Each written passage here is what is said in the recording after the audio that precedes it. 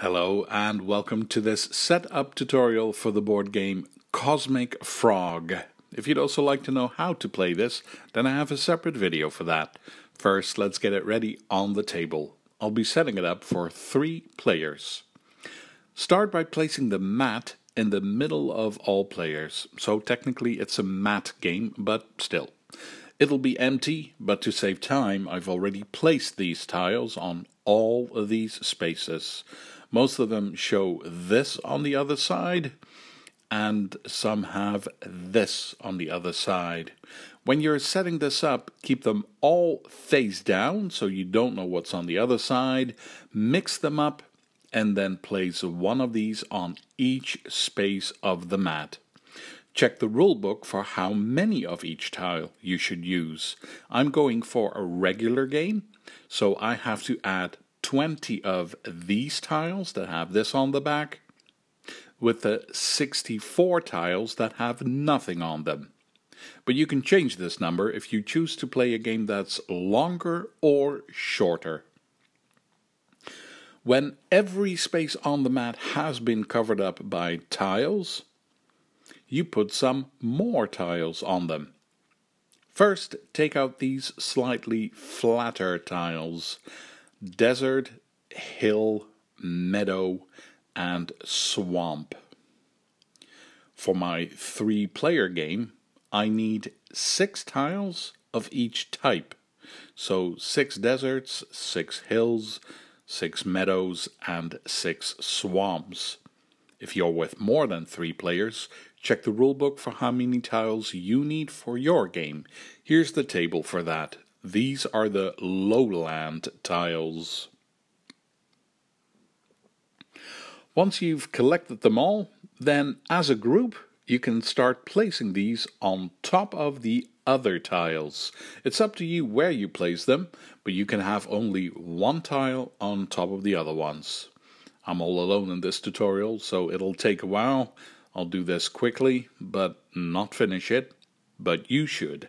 All of these tiles need to be placed.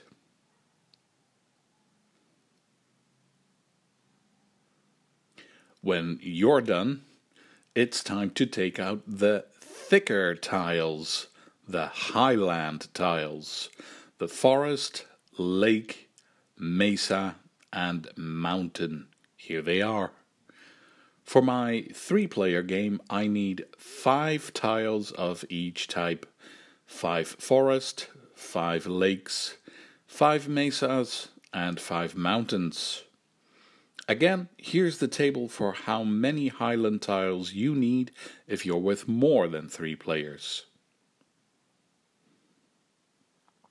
When you have sorted them out and you're ready, start placing all of these on top of the lowland tiles, and they even have to go on top of the tiles of the same color. So a forest goes on top of a meadow, a lake goes on top of a swamp, and so on. But only one per space, just like before. And again, you should do this together, because then it will go much faster than how I'm doing it here. I won't finish it, but when you're done, you should have a bottom layer of gray tiles, of which you don't know what they show on the other side.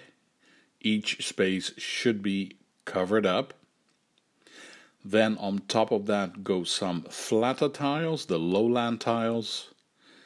And to finish it, you place the thick highland tiles on top of the other tiles of the same type of land. They sort of have the same color. That should be the mat before you start playing the game. When you're done, you can place some other things around the board. You have dice. Take them all out and put them on the table. You have this deck of cards, the splinter location. Shuffle them, and then place the deck face down near the mat. There are these bigger cards, the ability cards.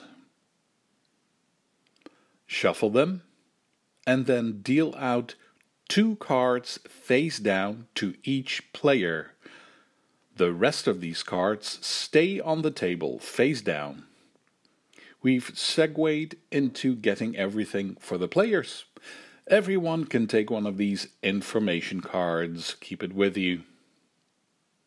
And then you get to pick your own frog. There are 6 minis in the box. Choose one of them. I'll take this one. Link it to you by giving it a color.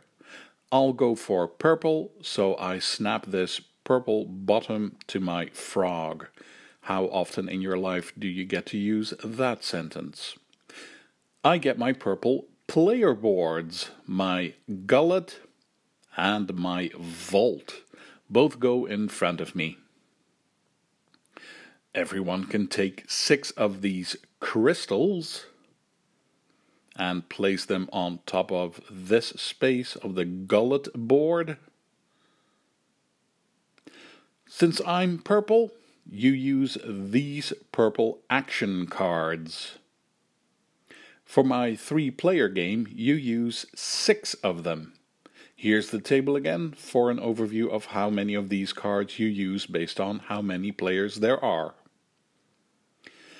Gather all the action cards of all the players, the ones in their colors. Shuffle them well, and then place the deck face down on the table. This will determine whose turn it is. You can already make a discard pile for this action deck by taking these 2 cards and placing them face up next to the deck, the Ether Flux and the Splinter Strike. Almost done.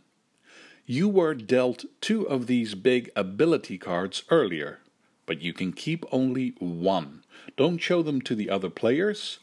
Pick 1 and keep that face down next to your own player boards, and the other one goes face down on the bottom of the deck.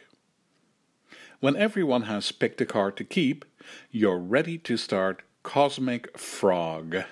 If you'd like to know how that goes, follow me to the tutorial.